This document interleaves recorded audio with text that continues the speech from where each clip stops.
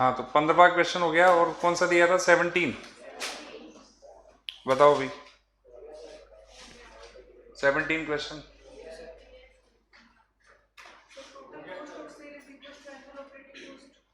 Annual, हाँ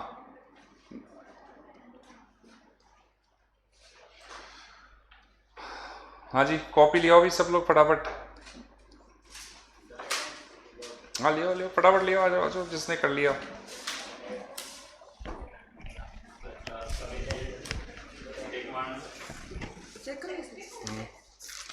question जो 15-16 दिया था वो बताओ।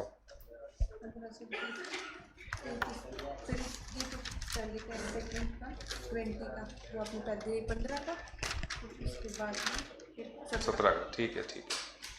आ जाओ फटाफट कॉपी लिया जिसने कर लिया। ठीक है, ठीक है, बुक का अभी देखा था क्लास में आके 17 ठीक है ठीक है। केवल 15 किया, ठीक है ठीक है।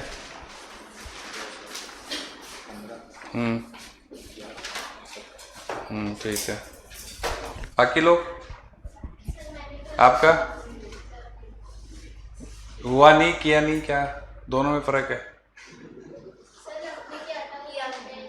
किया था, किया नहीं है।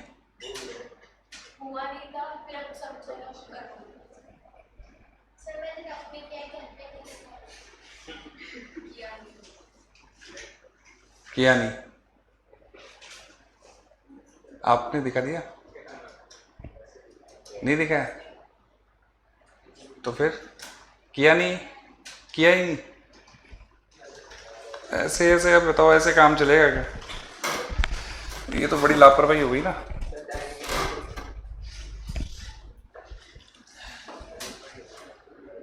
भाई कोशिश भी नहीं करोगे तो कुछ नहीं हो सकता फिर तो।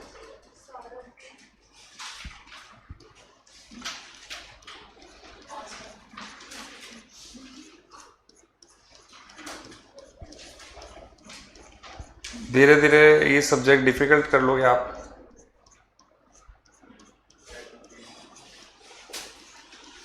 क्वेश्चन नंबर 4 पे आ जाओ।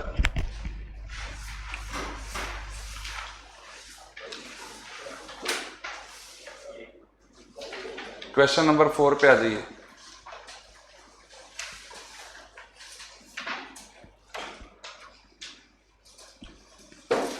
Following annual figures relate to XYZ company.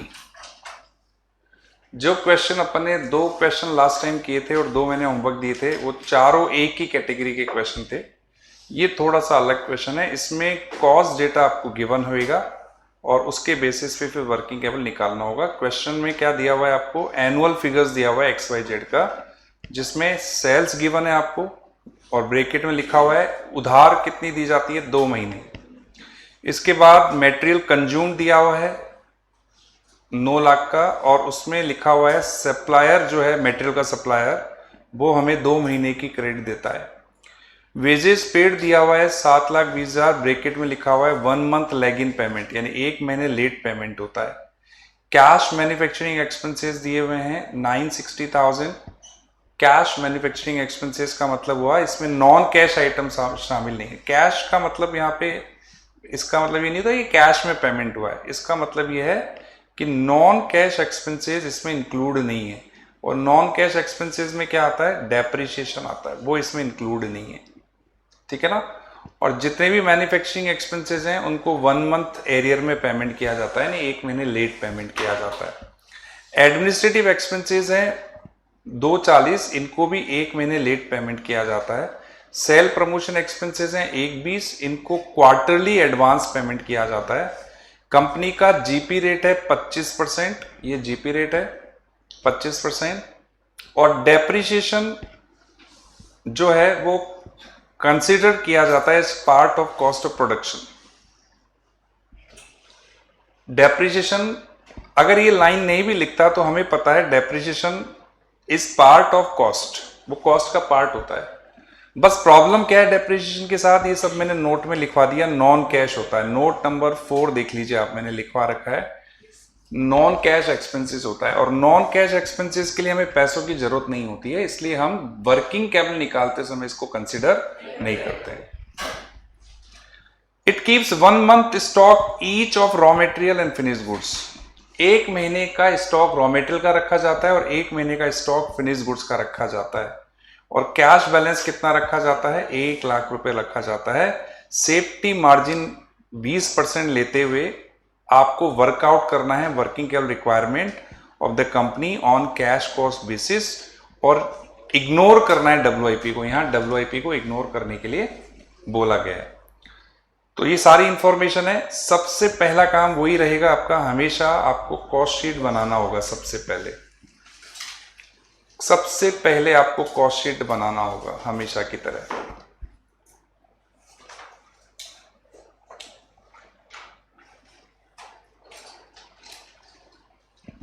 Cost sheet में सबसे पहले क्या आता है? Raw material consumed. Cost sheet में सबसे पहले आता है रॉ मटेरियल कंज्यूम्ड। और आप इस क्वेश्चन को देखिए,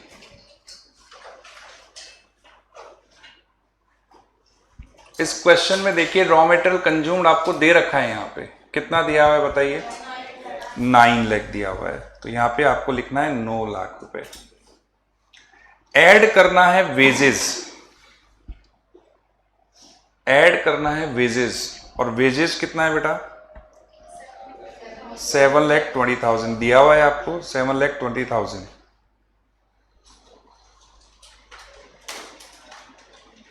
बेटा one and same thing Saurabh, cost of goods sold और कॉस्ट ऑफ सेल एक ही चीज है। कॉस्ट ऑफ ऑपरेटिंग कॉस्ट और कॉस्ट ऑफ सेल एक ही चीज है। वेजेज है 7,20,000। डायरेक्ट एक्सपेंसेस नहीं है, यही क्या हो जाएगा हमारा प्राइम कॉस्ट, 16,20,000 रुपए। अब इसमें ऐड करेंगे क्या? मैन्युफैक्चरिंग या फैक्ट्री ओवरहेड। मैन्युफैक्चरिंग बोल दीजिए या फैक्ट्री बोल दीजिए ओवरहेड्स। कितना दिया हुआ है देखिए? 9,60,000 रुपए दिया हुआ है। ऐड कर दीजिए, ये आ गया आपके पास gross factory cost. Gross factory cost आ गया 25,80,000 रुपए। ये ग्रॉस फैक्ट्री कॉस्ट है। अब इसमें WIP के ओपनिंग और क्लोजिंग स्टॉक को एडजस्ट करते हैं, लेकिन है ही नहीं क्वेश्चन में, है नहीं तो हम क्या करते हैं? इक्वल मानते हैं, और इक्वल मानेंगे तो एडजस्टमेंट नहीं होगा। तो यही क्या हो जाएगा? कॉस्ट ऑफ प्रोडक्शन हो जाएगा। इसमें हम एडलेस करते हैं क्या? फिनिश गुड्स का ओपनिंग और क्लोजिंग स्टॉक, वो भी नहीं है क्वेश्चन में। तो यही क्या हो जाएगा? Cost of goods sold. अब इसमें ऐड करेंगे क्या? एडमिनिस्ट्रेटिव ओवरहेड और सेलिंग ओवरहेड्स। एडमिनिस्ट्रेटिव ओवरहेड्स और सेलिंग ओवरहेड्स। अब एडमिनिस्ट्रेटिव ओवरहेड कितने हैं? 240 और सेलिंग ओवरहेड है 120।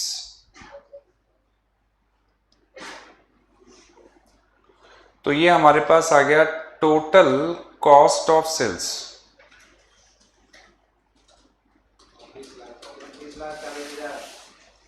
29,40,000। ये टोटल कॉस्ट ऑफ सेल्स आ गई हमारे पास 29,40,000।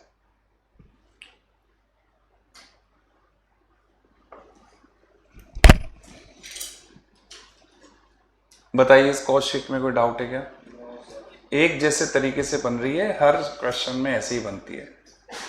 किसी क्वेश्चन में यूनिट गिवन होगी, पर यूनिट रेट होगी, किसी क्वेश्चन में टोटल गिवन होगा। तो जैसे अपन ने पिछले 4 क्वेश्चन किए, उसमें यूनिट्स और रेट गिवन थी, तो उससे निकला। यहां पर अमाउंट गिवन है अपने को, डायरेक्ट यूनिट्स गिवन नहीं है, डायरेक्ट अमाउंट गिवन है। ठीक है, तो ये हमारे पास आ गया टोटल कॉस्ट ऑफ सेल्स।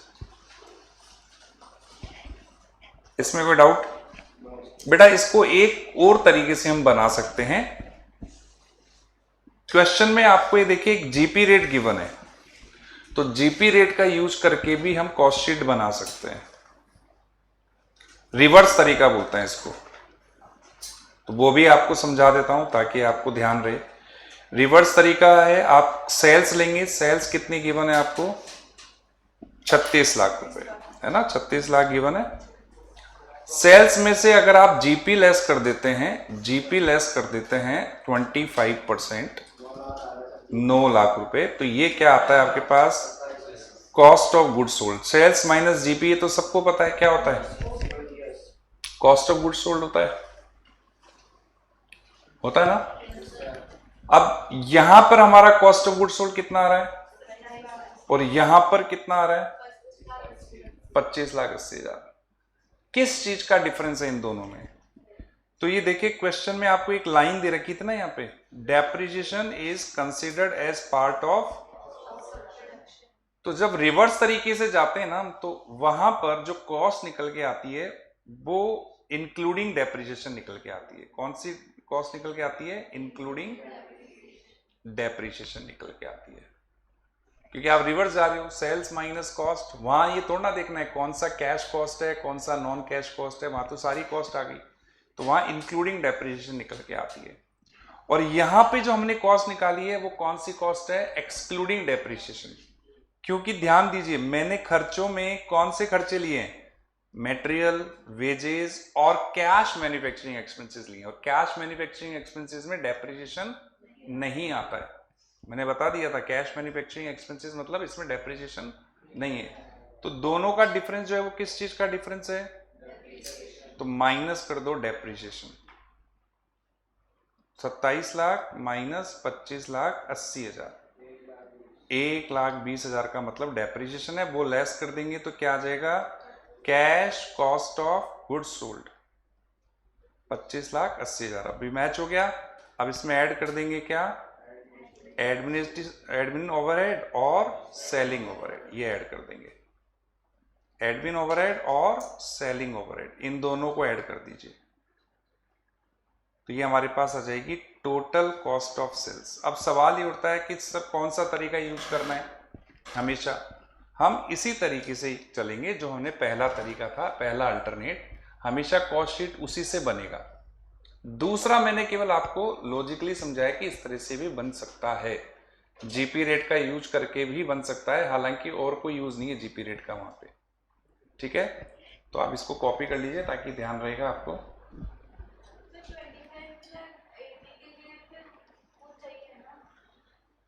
2580 के लिए फिर आपको वो डेटा चाहिए होगा जो आपको दिया गया है, बिल्कुल, तभी डेप्रिसिएशन निकलेगा।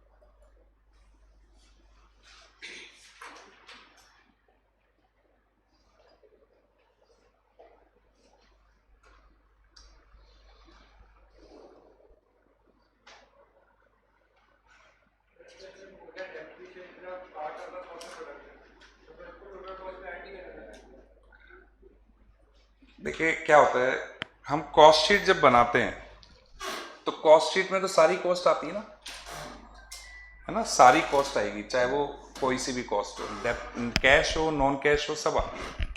और डेप्रिसिएशन कोई लाइन लिखने की जरूरत ही नहीं थी, depreciation is the part of cost of production of course. पर बेटा मैंने नोट लिखवाया है, डेप्रिसिएशन कॉस्ट का पार्ट होता है, लेकिन वर्किंग कैपिटल निकालते समय उसको हम कंसिडर नहीं करते हैं। क्यों नहीं करते हैं वो भी लिखा है मैंने, क्योंकि नॉन कैश आइटम है, हमें इसके लिए पैसे चाहिए ही नहीं। हम क्या निकाल रहे हैं कि मुझे बिजनेस करने के लिए कितने पैसे चाहिए, तो इसलिए उसको हटा देते हैं। ठीक है, अब वर्किंग कैपिटल स्टेटमेंट बनाएंगे।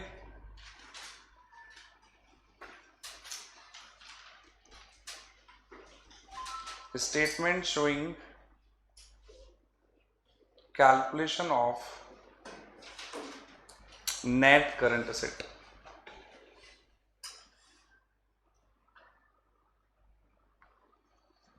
सबसे पहले करंट असेट में सबसे पहले आएगा रॉ मेटेरियल स्टॉक, और रॉ मेटेरियल स्टॉक का कैलकुलेशन किस पे होता है बेटा? क्या फॉर्मूला होता है? कंजम्पशन, रॉ मेटेरियल कंजम्पशन लेंगे इनटू उसका पीरियड लेंगे। बेटा रॉ मेटेरियल कंजम्पशन कितना है कॉस्ट शीट में? देखो 9 लाख है ना। और कितने महीने का स्टॉक रखते हैं? नीचे दिया हुआ है, it keeps 1 month stock of each raw material and finish goods. हम 1 महीने का रॉ मेटेरियल स्टॉक रखते हैं और 1 महीने का फिनिश गुड्स स्टॉक रखते हैं। तो 9 लाख पूरे साल का स्टॉक है, पूरे साल का स्टॉक कंजम्पशन है, और हम 1 महीने का स्टॉक रखते हैं। इट मीन्स हमें कितना स्टॉक रखना होता है? 75,000 स्टॉक रखना होता है। क्या मतलब हुआ इसका? इसका मतलब ये हुआ कि हमें कितने रुपए की जरूरत पड़ेगी रॉ मेटेरियल का स्टॉक रखने के लिए? 75,000 की जरूरत पड़ेगी। यही मतलब हुआ ना इसका। भाई मुझे पता है पूरे साल में कितना स्टॉक लगेगा, 9 लाख रुपए का। ध्यान देना सब लोग, पूरे साल में 9 लाख का स्टॉक लगेगा, और हम 1 महीने का स्टॉक रखते हैं।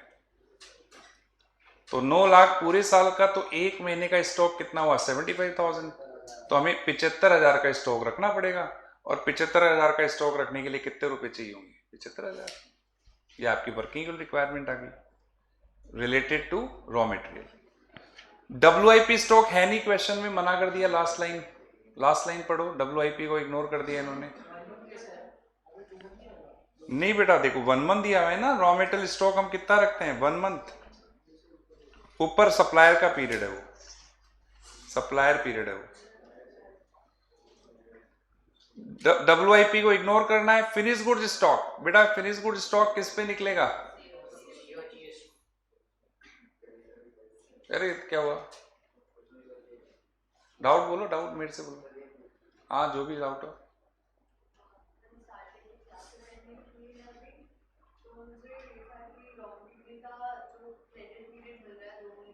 बहुत सप्लायर का पीरियड है, क्रेडिटर निकालने में काम आएगा। सप्लायर का पीरियड क्रेडिटर्स की कैलकुलेशन में काम आएगा ना, सप्लायर। अभी हम क्या निकाल रहे हैं? Raw material stock. Raw material stock कितने महीने का रखते हैं? 1 महीने का, बोला है ना। तो 9 लाख का 1 महीने का कितना हुआ? 75,000। WIP को इग्नोर करना है। फिनिश गुड्स स्टॉक 1 महीने का रखते हैं, और किस पे निकलता है ये? कॉस्ट ऑफ गुड्स सोल्ड कितना है बेटा? 25,80,000 रुपया 1 महीने का। 2,15,000 रुपया।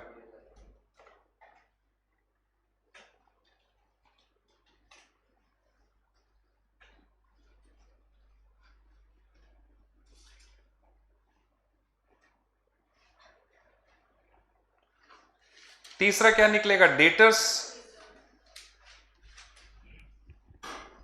डेटर्स किस पे निकलता है? क्रेडिट सेल्स पे और या फिर कॉस्ट पे। मैंने आपको दोनों बात बताई है। डेटर्स की कैलकुलेशन सेल पे भी हो सकती है और कॉस्ट पे भी हो सकती है। बेटर क्या रहता है? कॉस्ट। बेटर क्या रहता है? कॉस्ट रहता है। टोटल कॉस्ट कितनी है? 29,40,000 ये टोटल कॉस्ट है, और पूरी की पूरी सेल क्रेडिट सेल है, तो इस पूरी कॉस्ट पे ही निकलेगा, कैलकुलेशन होगा। और कितना पीरियड है? 2 महीना। देखो सेल्स का पीरियड दे रखा है 2 महीना, सेल्स के ब्रैकेट में देखो 2 महीना कितना हुआ? 4,90,000। हाँ, मैं इसको कैसे निकाल सकता था, मैं डेटर्स एट सेल पे भी निकाल सकता था। इसको किस पे निकाल सकता था, डेटर एट सेल, दोनों अलाउड है। उसके लिए मैं क्या करता, सेल्स लेता इंटू 2/12, अलग आएगा, ऑफ कोर्स अलग आएगा। फर्क है ना, एक कॉस्ट पे और एक किस पे है, सेल प्राइस पे, और दोनों में किस चीज का फर्क है, प्रॉफिट का। नोट डाल दो नीचे।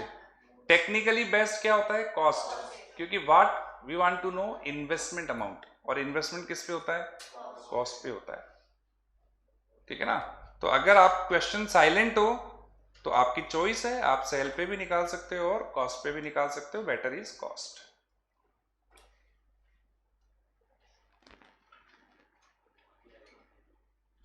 ठीक है। अभी क्या निकालना है, एडवांस एक्सपेंसेस। बेटा एक खर्चा है एडवांस में दिया जा रहा है, एडवांस सेलिंग एक्सपेंसेस। देखो लास्ट में सेलिंग एक्सपेंसेस 1,20,000 है, सेलिंग एक्सपेंसेस कितने हैं, 1,20,000, और क्वार्टरली एडवांस दिए जा रहे हैं, क्वार्टरली एडवांस दिया जा रहा है।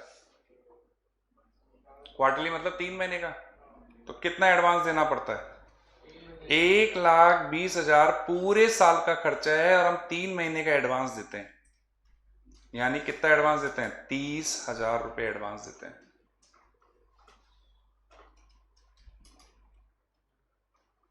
और बेटा कैश बैलेंस भी बोला गया है क्वेश्चन में रखने के लिए, कितना कैश बैलेंस रखना है, 1 लाख।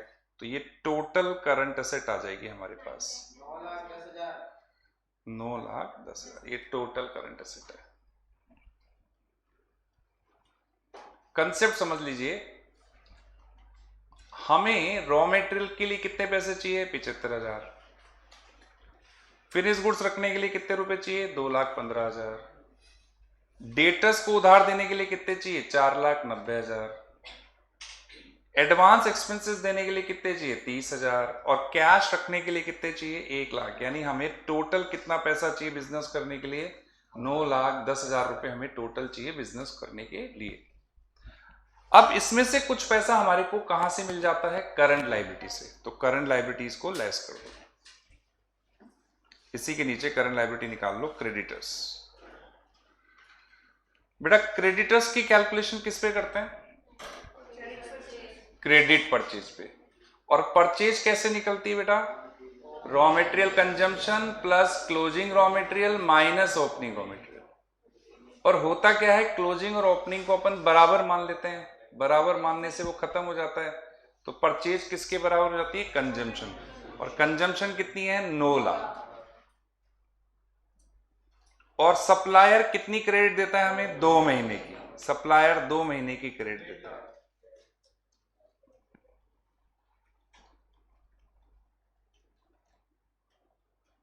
सप्लायर 2 महीने की क्रेडिट देता है।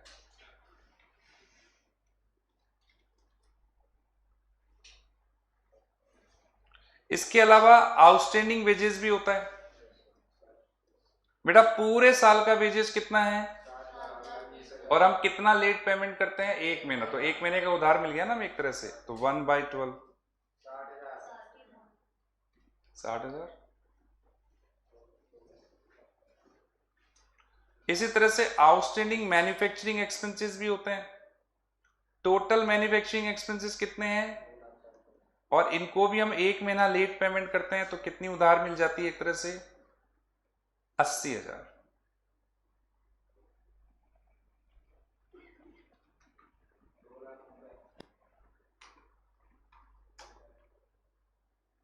एक और है आउटस्टैंडिंग एडमिन एक्सपेंसेस। बेटा पूरे साल का एडमिन एक्सपेंसेस कितना है, और इसमें भी हम 1 महीने का उधार रखते हैं।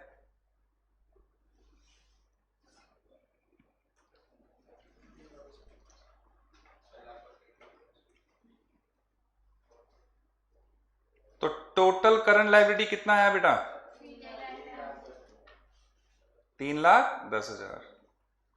अब देखो हमें इतना पैसा तो चाहिए 9-10, और इतना हमारे पास आ जाएगा। तो अल्टीमेटली हमें कितना वर्किंग कैपिटल चाहिए होगा? 9 10 माइनस 3 10, 6 लाख रुपए हमें चाहिए होंगे।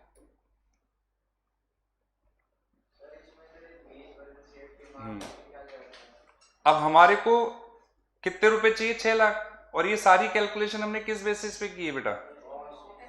एस्टिमेटेड बेसिस पे की है। सब एस्टिमेशन ही तो चल रहा है कि इतना चाहिए होगा। तो बेटा कम ज्यादा हो सकता है ना एस्टिमेशन, तो हम सेफ्टी पर्पज से क्या करते हैं? एक्स्ट्रा पैसे रखते हैं, जिसको हम क्या बोलते हैं? कंटिंजेंसी रिजर्व या सेफ्टी मार्जिन। ये लिखवा रखा है मैंने नोट। तो कितना मार्जिन लेके चलते हैं अपन? तो 6 लाख का 20%। तो हम टोटल वर्किंग कैपिटल अपने पास कितना रखेंगे? चाहिए 6 लाख, लेकिन हम रखेंगे कितना? 7-20। एक 20 ज्यादा रखेंगे क्योंकि कुछ भी जरूरत पड़ जाए तो।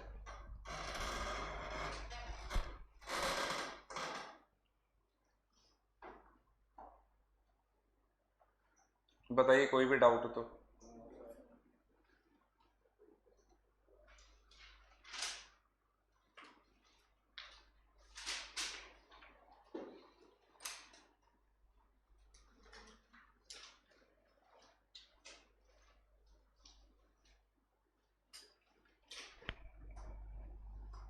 कॉपी कर लिया सबने?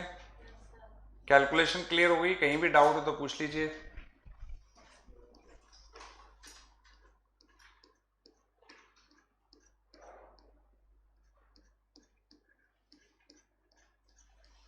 बेटा ये सेम क्वेश्चन है 11, सेम क्वेश्चन है और अभी करना है आपको तुरंत प्रभाव से। सबसे पहले कॉस्ट शीट बनाइए। सेम क्वेश्चन है, केवल डेटा अलग है। नहीं अभी यहीं पे करो।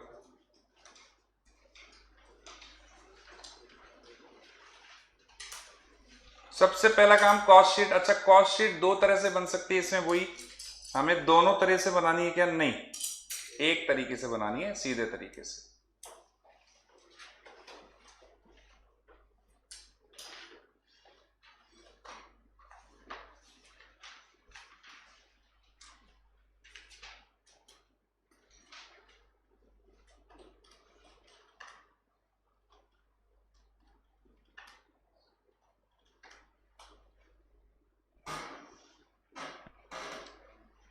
कॉस्ट शीट बनाने के बाद बता देना, मैच करवाऊंगा।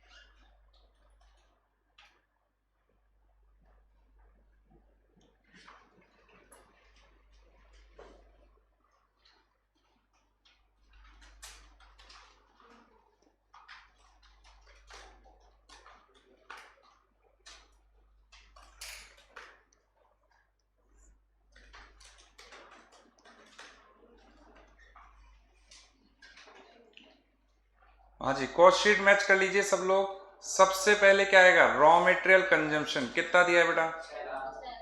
6 लाख दिया है। ऐड करेंगे वेजेस, वेजेस कितना है? 480। तो प्राइम कॉस्ट कितनी आ गई? 1080। ऐड करो मैन्युफैक्चरिंग ओवरहेड, कितना है बेटा? 6 लाख।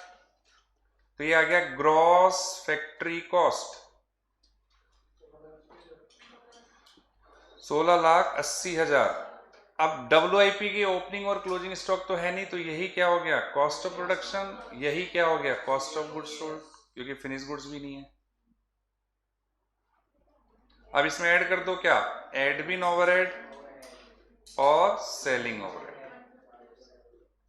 बेटा एडमिन ओवरहेड कितना है और सेलिंग ऐड कर दो, ये आ गया total cost of sales 19 lakh. बताइए इसमें कोई डाउट कॉस्ट शीट में नहीं है। अब स्टेटमेंट बनाओ, स्टेटमेंट शोइंग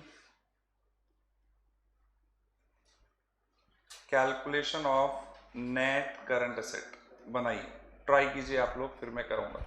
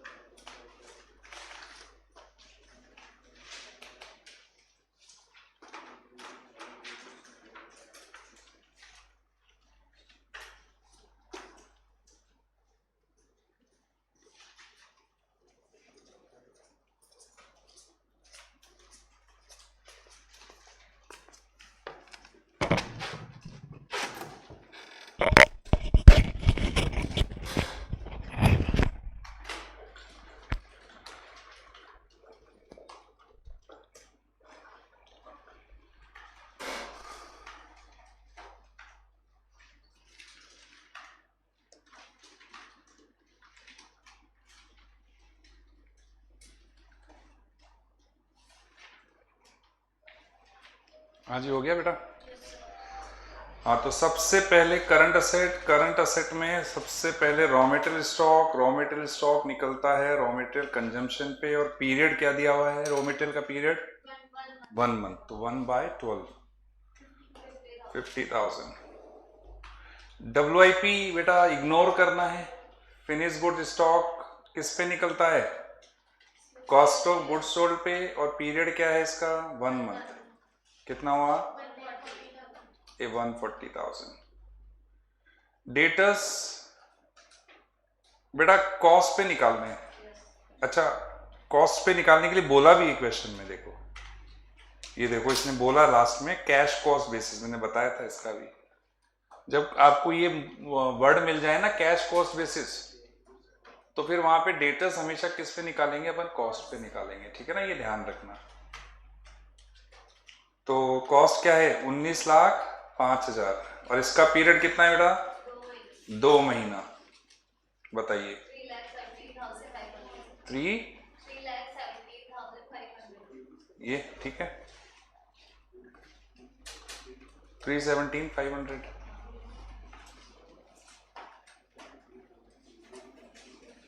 बेटा एडवांस एक्सपेंसेस भी, advance selling expenses advance selling expenses कितने हैं 75,000, और क्वार्टरली एडवांस है 3/12 हो जाएगा।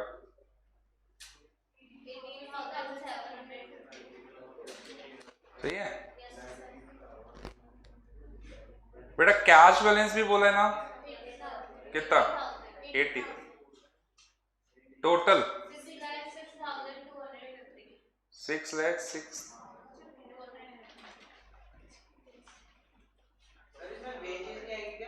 किसमें इसमें करंट असेट में सर ये बोल रहा है monthly at the beginning of the subsequent month, 1 महीने बाद आउटस्टैंडिंग होगा 1 महीने बाद मतलब आउटस्टैंडिंग हो गया ना।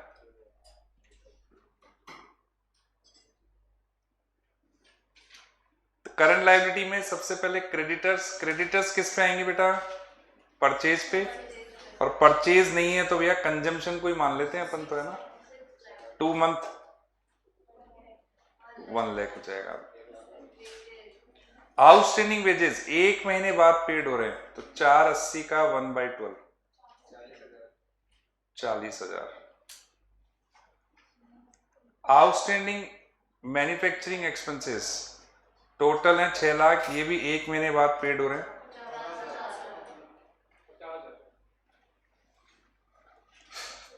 आउटस्टैंडिंग एडमिनिस्ट्रेटिव एक्सपेंसेस 1.5 लाख हैं, ये भी 1 महीने बाद पेड हो रहे हैं। बस टोटल 2,02,000। डिफरेंस 4 लाख ये, अब इसमें ऐड कर दो सेफ्टी मार्जिन। सेफ्टी मार्जिन की रेट क्या है इसका 10%, 40375 4 लाख वही आ गया आंसर। बताइए कोई डाउट अब आ गया समझ में। सेट पैटर्न है कैलकुलेशन का, यही चलता है, और फॉर्मूले एक जैसे हैं, कहीं भी डाउट तो पूछिए। सब्सिक्वेंट मंथ यानी 1 महीने बाद।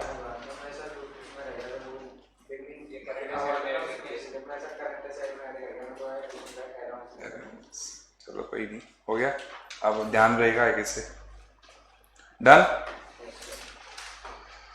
बेटा। अभी हम क्या है देखिए, क्वेश्चन के अलग अलग पैटर्न है, हम क्वेश्चन के पैटर्न अलग अलग तरीके से इसलिए मैं बीच बीच में से करा रहा हूँ सेम पैटर्न का लेते हुए, ठीक है ना। तो अभी हमने 2 पैटर्न के क्वेश्चन किए हैं, क्वेश्चन की थीम वही रहेगी, कॉस्ट शीट वही रहेगी, बस थोड़ा सा तरीका बदल जाएगा। जैसे लास्ट टाइम हमने जो क्वेश्चन किए थे उसमें यूनिट से कैलकुलेशन थी, इसमें यूनिट नहीं अमाउंट से कैलकुलेशन है, तो पैटर्न थोड़ा सा बदल गया, कैलकुलेशन वही है, फॉर्मूले वही है, कोई फर्क नहीं है ना। तो और चलते हैं आगे, और भी डिफरेंट पैटर्न के करेंगे। अभी तक मैंने आपको जो कराए उनमें टिक लगाते रहना। क्वेश्चन नंबर अपन ने 2 कर लिया, 2 तो पहले वाले मेथड का था, 2 तो पहले वाले मेथड का था, वो अपन ने कर लिया है ना। क्वेश्चन नंबर 3 करवा दिया मैंने, 3 हो गया है ना, और 4 हो गया। 4 के बाद मैं अभी नहीं करा रहा हूं, वो अलग पैटर्न के, तो वो बाद में करेंगे।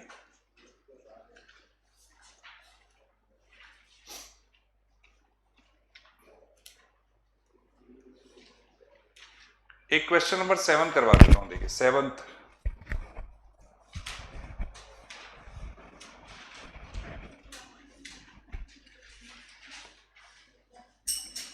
बेटा question number 7,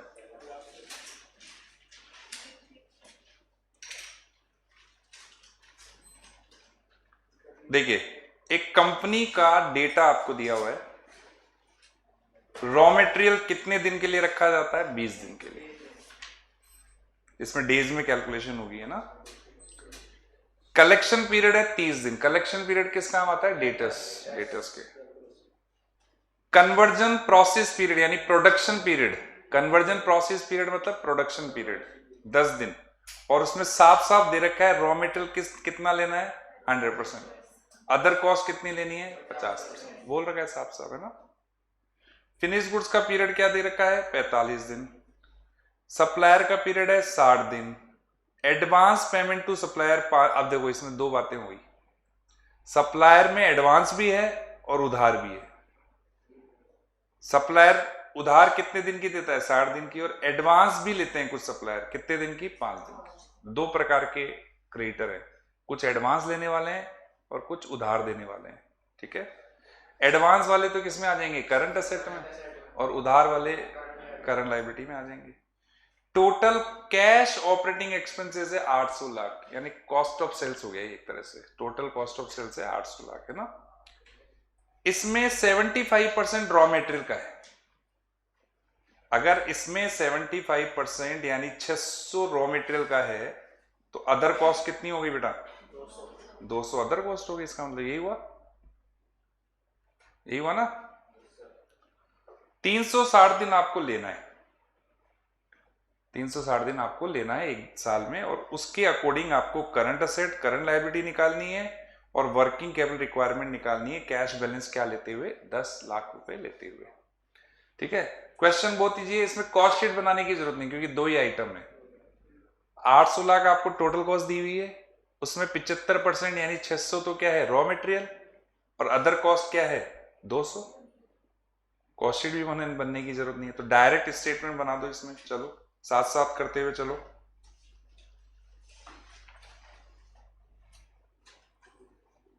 question number 7, statement showing calculation of net current asset. सबसे पहले करंट असेट में सबसे पहले रॉ मटेरियल स्टॉक। बेटा किस पे निकालू रॉ मटेरियल स्टॉक?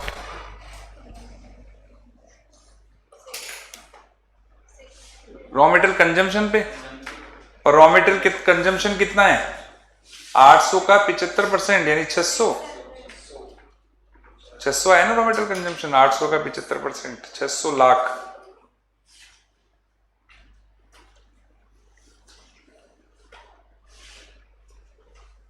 मैं यहां ऊपर इन लैक कर देता हूं ना, इजी हो जाएगा, बार बार नहीं लिखना पड़ेगा ना। ऊपर मैंने हेडिंग डाल दो इन लैक्स, तो 600। पीरियड क्या है बेटा? पीरियड 20 डेज, तो क्या हो जाएगा? 20/360, 20/360 हो जाएगा।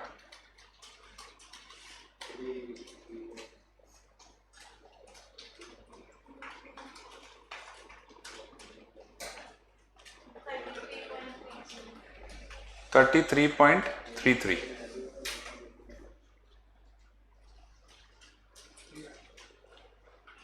ये आ रहा ना बेटा? फिगर ऊपर लिख दिया इन लैक्स, तो इजी हो गया, अपने को बार बार लैक्स लिखने की जरूरत नहीं है, तो ऐसे चलेगा, ठीक है। WIP stock. अब इसमें बोला है रॉ मटेरियल तो पूरा ले लो 100% पे, बोला है ना, और अदर कॉस्ट कितने पे ले लो, 50% पे ले लो, बोला है इसने। फिर जो टोटल आए उस पे निकाल लो WIP।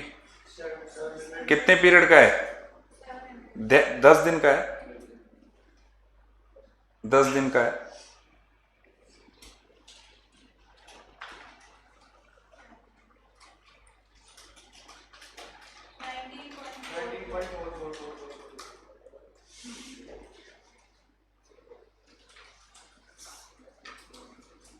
ठीक है बेटा, फिनिश गुड्स तो किस पे निकलता है? Total cost of goods sold पे। वही, अब कोई इंफॉर्मेशन नहीं है तो इसी को मानेंगे कॉस्ट ऑफ गुड्स सोल्ड, है ना। और इसका पीरियड क्या है बेटा? 45 दिन।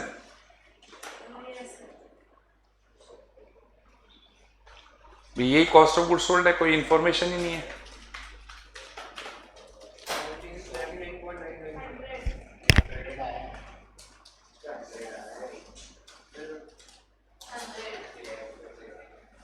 हंड्रेड आएगा।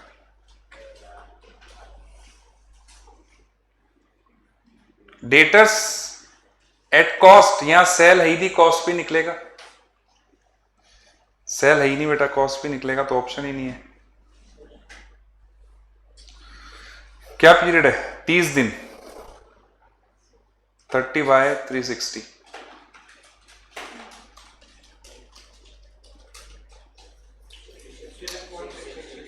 66.67 कर लो। 67 सही है।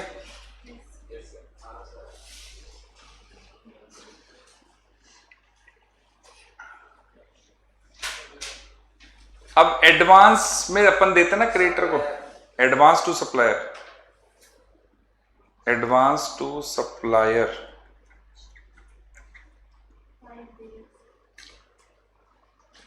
अपन पहले तो ये बताओ परचेज कितनी करते हैं? कंजम्पशन को ही परचेज मानेंगे ना। 5 दिन, 5 दिन का एडवांस।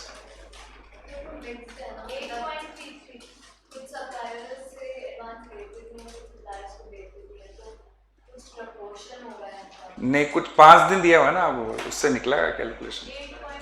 भाई जो भी परचेज होती है उसका 5 दिन जितना हम एडवांस देते हैं बस, और 60 दिन जितना उधार मिलता है।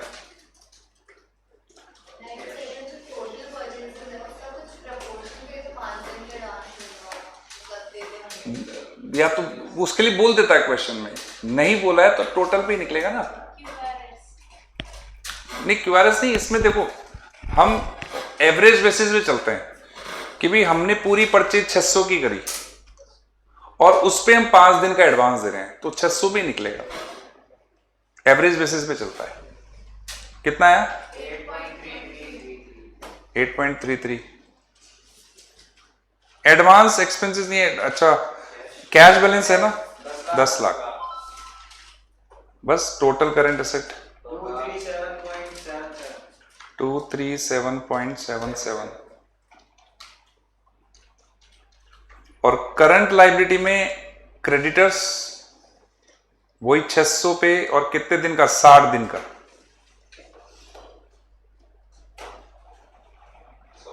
सो आउटस्टैंडिंग एक्सपेंसेस वगैरह है क्या? नहीं है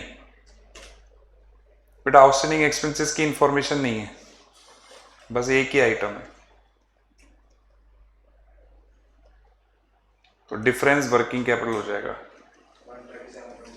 137.77। ये डिफरेंस वर्किंग कैपिटल आ गया।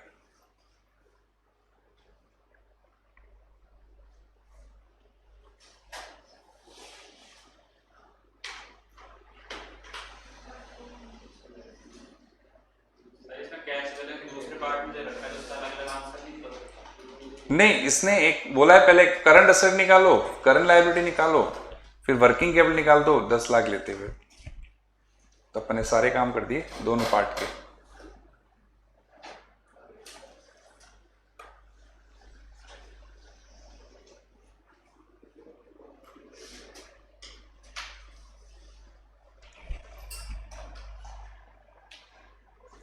हो गया बेटा, कॉपी कर लिया? देना पड़ेगा क्या?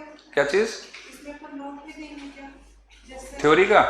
800 लाख को अपन assume किया ना, पर that is 300, फिर finish कुछ document बनने के लिए नहीं बेटा, इसका कोई नोट डालने की जरूरत नहीं है। इसमें क्वाइट ऑब्वियस है, जब क्वेश्चन में कॉस्ट ही ये दे रखी है तो हम और कोई इंफॉर्मेशन नहीं है तो इसी को लेना पड़ेगा कैलकुलेशन में। तो इसका नोट डालने की कोई जरूरत है नहीं। नोट कब डाला जाता है? जब हमने 3-4 फिगर दे रखे हो, उनमें फिर अजम्पशन लेना पड़े तो नोट डालने की जरूरत होती है।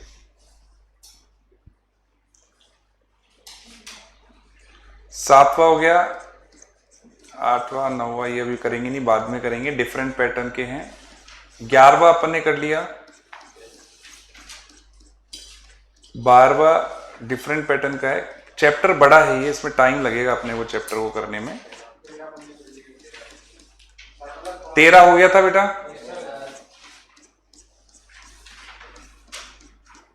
14वां डिफरेंट पैटर्न का है, 15वां हो गया, 16 बेटा। ये 16 अभी अपन ने क्वेश्चन किए थे ना, question number 4 and 9, 11, 4 and 11 same वैसा ही है, तो इसको होमवर्क लिख लो। सेम क्वेश्चन है, कोई डिफरेंस नहीं है।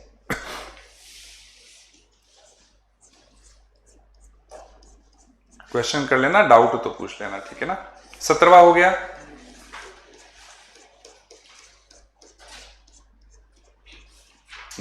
now comes to the 18th question.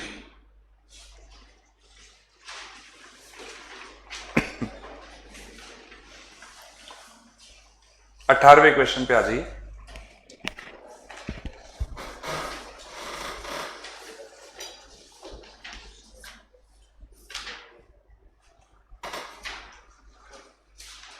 बेटा इस क्वेश्चन में आपको कंपनी की इंफॉर्मेशन है कि रॉ मटेरियल कितना लगता है, 117 पर यूनिट लगता है। अब इसमें यूनिट वाइज चलेगा।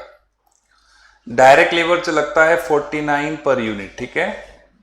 फैक्ट्री ओवरहेड लगता है 98 पर यूनिट। अब देखो इसमें इंक्लूडिंग डेप्रिसिएशन दिया हुआ है, क्या करना है? हटा देना है इसको। वर्किंग कैपिटल की कैलकुलेशन में डेप्रिसिएशन नहीं आता है। क्यों नहीं आता है? नॉन कैश एक्सपेंसेस है, कोई पैसा नहीं चाहिए। मान लेते हैं मैं आपको बोलूंगी आपको फैक्ट्री ओवरहेड चुकाना है, तो कितने रुपए चुकाओगे आप? 80 रुपए। 18 रुपए तो चुकाने ही नहीं है ना, वो तो नॉन कैश है। तो 80 रुपए चुकाने, तो 80 रुपए तो चाहिए मेरे को, तो इसलिए अपन डेप्रिसिएशन को हटा देते हैं।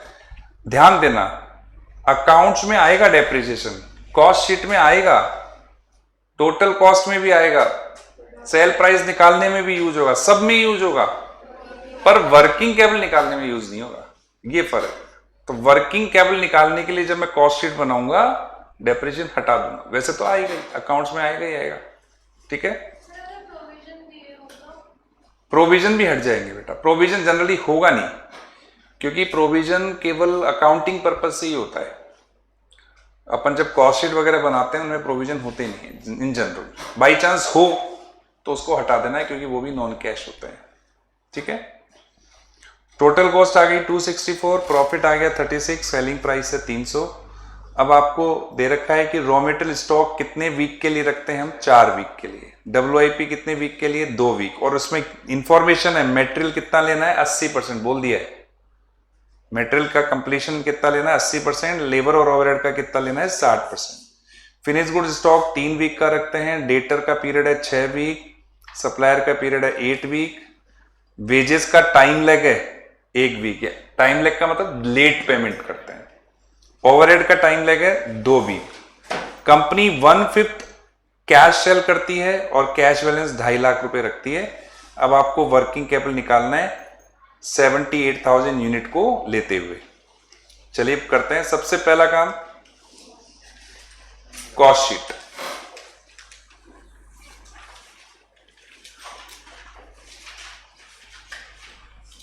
डेटा आप लोग बताएंगे मेरे को फटाफट कैलकुलेट करके। सबसे पहले रॉ मटेरियल कंजम्पशन बताइए, क्या डेटा आएगा?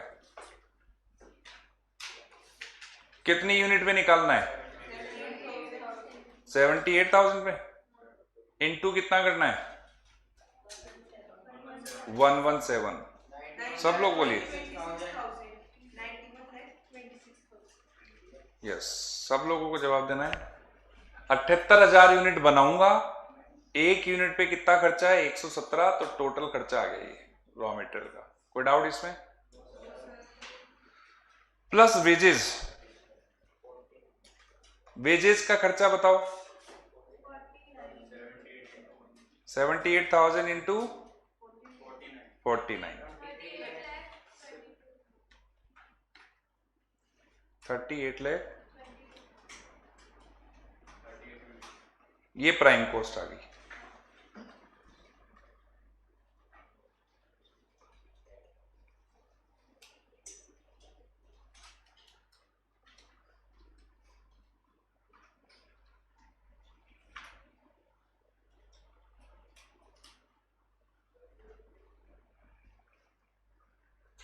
एड मैन्युफैक्चरिंग ओवरहेड 78,000 इंटू कितना करना है 80 है क्या हाँ 98 है लेकिन माइनस 18 करके 80 62,40,000 तो ये आ गया factory cost gross factory cost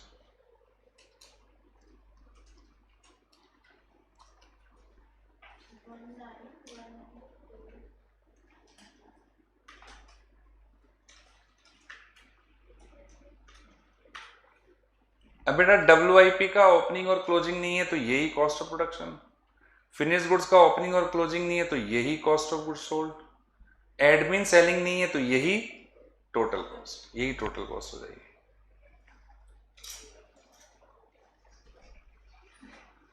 ये कॉस्ट शीट तैयार हो गई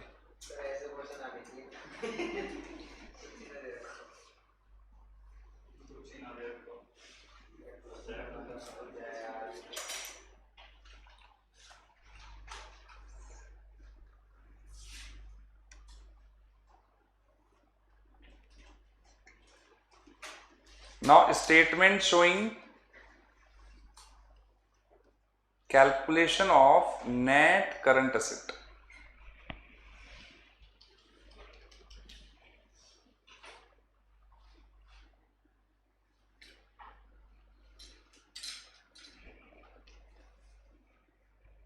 सबसे पहले करंट असेट में रॉ मटेरियल स्टॉक बेटा बताओ किस पे निकालूं कंजम्पशन पे निकाल लूं और पीरियड क्या लेना है 4 वीक्स तो डिवाइड बाई किससे होगा 7,02,000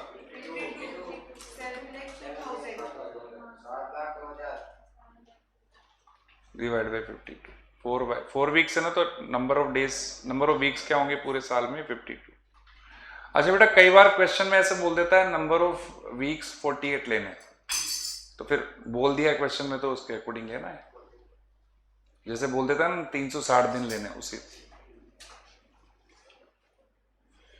बेटा WIP स्टॉक क्वेश्चन में बोला है इसकी कैलकुलेशन में रॉ मटेरियल तो 80% लेना है लेबर को 60% लेना है ओवरहेड को भी 60% लेना है और फिर जो वैल्यू आएगी उसका कितना वीक निकालना है 2 वीक है समझ में आ गई सबको इसने क्वेश्चन में क्या बोला WIP के लिए रॉ मटेरियल कितना लगा 80% वेजेस और ओवरहेड कितना लगा 60% तो कंप्लीशन वैल्यू पे लेके फिर निकालेंगे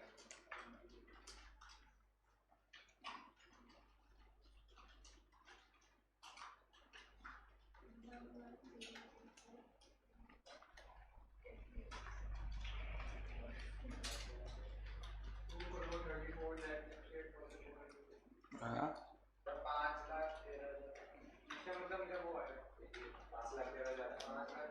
2 करोड़ कैसे आ जाएगा तो टोटल कॉस्ट पूरी में तो 1,91 लेके और तुम्हारी परसेंटेज में लाने के बाद भी 2 करोड़ आ रही है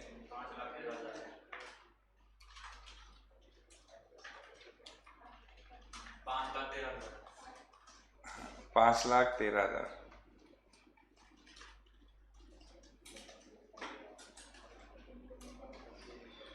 क्या हुआ, नहीं आया क्या? सर आने पहले बता देता आप सुनते ही। हाँ 5 लाख।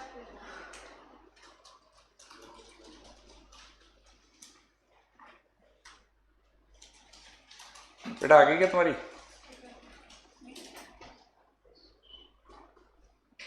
नहीं आई?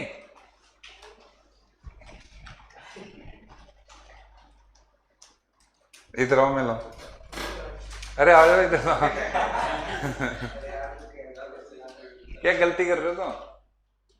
अरे सर के पास चलता सर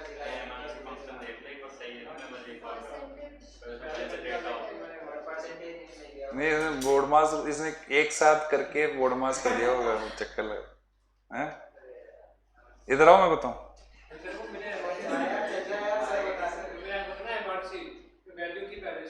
अच्छा, हो गया ना?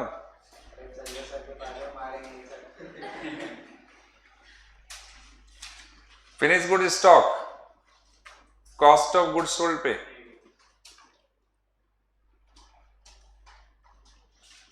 पीरियड है इसका 3 वीक।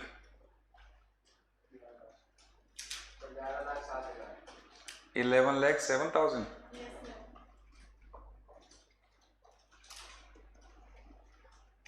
डेटर्स एट कॉस्ट निकालना है क्या, या सेल निकालना है? कॉस्ट पे ले लें, लेकिन 4/5 करना है मेरे को, क्योंकि 1/5 सेल कैश में है। जितनी सेल होती है उसका 1/5 कैश में होता है, तो इसका मतलब उधार सेल तो 4/5 ही होती है ना, तो कॉस्ट भी 4/5 होगी, कॉस्ट भी 4/5 होगी। और पीरियड है 6 वीक।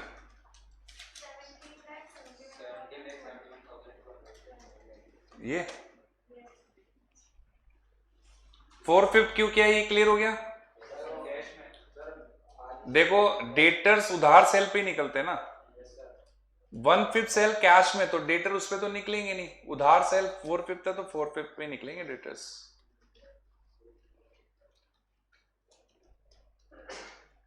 बेटा एडवांस एक्सपेंसेस है क्या, नहीं है? कैश बैलेंस है क्या?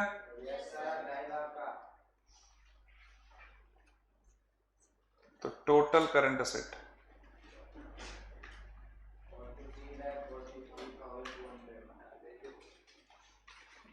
7 और 5 12 23, हाँ 43 लाख,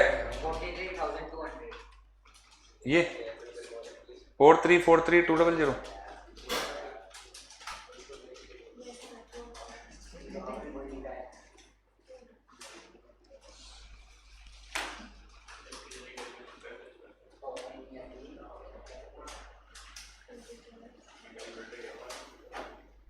बेटा करंट लायबिलिटी में सबसे पहले क्रेडिटर्स, क्रेडिटर्स किस पे निकलेंगे? क्रेडिट परचेज पे। और परचेज निकालने का फॉर्मूला है, लेकिन कंजम्पशन ही परचेज आ जाता है, क्योंकि ओपनिंग और क्लोजिंग रॉ मटेरियल नहीं है। वैसे तो क्या फॉर्मूला होता है परचेज निकालने का? Raw material consumption plus closing raw material minus opening. अब हम इंफॉर्मेशन लैकिंग होती है तो इन दोनों को क्या मान लेते हैं? बराबर। बराबर मानने से क्या होता है? प्लस माइनस खत्म। तो परचेज किसके बराबर हो गया? कंजम्पशन के बराबर हो गया। यही होता है हर क्वेश्चन में, यही कर रहे हैं अभी तक। तो 91,26,000 पीरियड बताओ। 8 वीक्स 14,04,000। बेटा आउटस्टैंडिंग वेजेस पे निकल जाएगा 38,22,000, और इसका पीरियड क्या है? 1 वीक, तो 1/52 73,500। आउटस्टैंडिंग ओवरहेड, मैन्युफैक्चरिंग ओवरहेड, ये निकल जाएगा 62,40 पे, और 2 वीक है इसमें ना, इसका पीरियड है 2 वीक, 2 लाख। तो बेटा टोटल करंट लाइबिलिटीज 17,17,500। तो वर्किंग कैपिटल निकाल लो difference, current asset minus current, इन दोनों का डिफरेंस।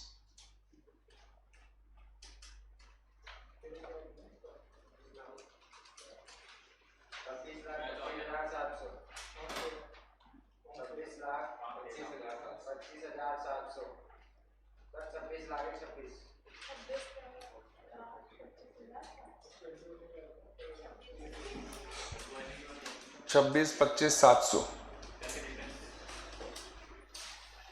बताओ कैलकुलेशन में कोई डाउट?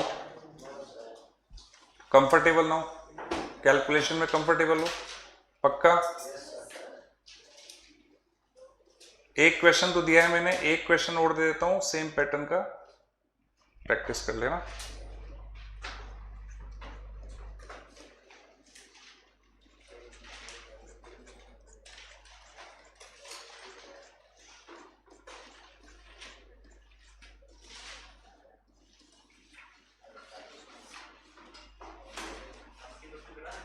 बेटा 21वां कर लेना, लेकिन 21वें में एक करेक्शन है,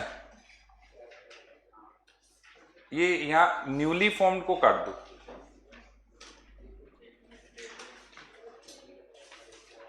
काटना है इसको,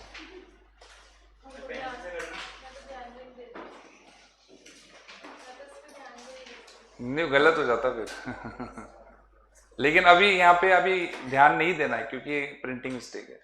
न्यूली फॉर्म को काटना है, यानी एक कंपनी लेते हुए करना है, ठीक है ना? तो इसको कर लेना, 2 होमवर्क दे दिए मैंने, और जो पिछले वाले हैं जिसमें पिछला नहीं किया वो भी कर लेना। आज के लिए इतना ही, ठीक है?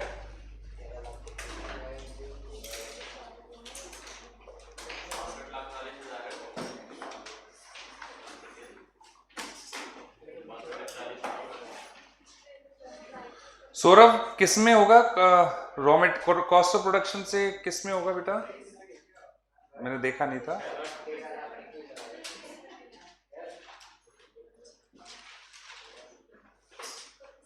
सौरभ किससे होगा बेटा? WIP बेटा, WIP कौन से क्वेश्चन में बोल रहे हो? क्वेश्चन बोलो।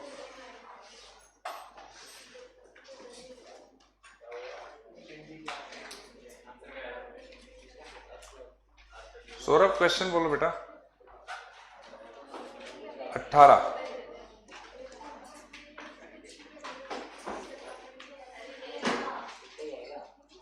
अच्छा, इसमें तो बोला है ना बेटा, इसमें तो बोला है कि WIP में ये देखो बोला है मटेरियल 80% पे लेना है, लेबर ओवरहेड 60% पे लेना है। वैसे कॉस्ट ऑफ प्रोडक्शन भी होता है, कॉस्ट ऑफ प्रोडक्शन में तो आते हैं मटेरियल, लेबर, ओवरहेड, लेकिन इनका परसेंटेज क्या लेना है वो अपने को डिसाइड दिया हुआ है क्वेश्चन में, ठीक है सौरभ? वो दिया हुआ है क्वेश्चन में, इसलिए उससे इसके अकॉर्डिंग लिया अपन ने।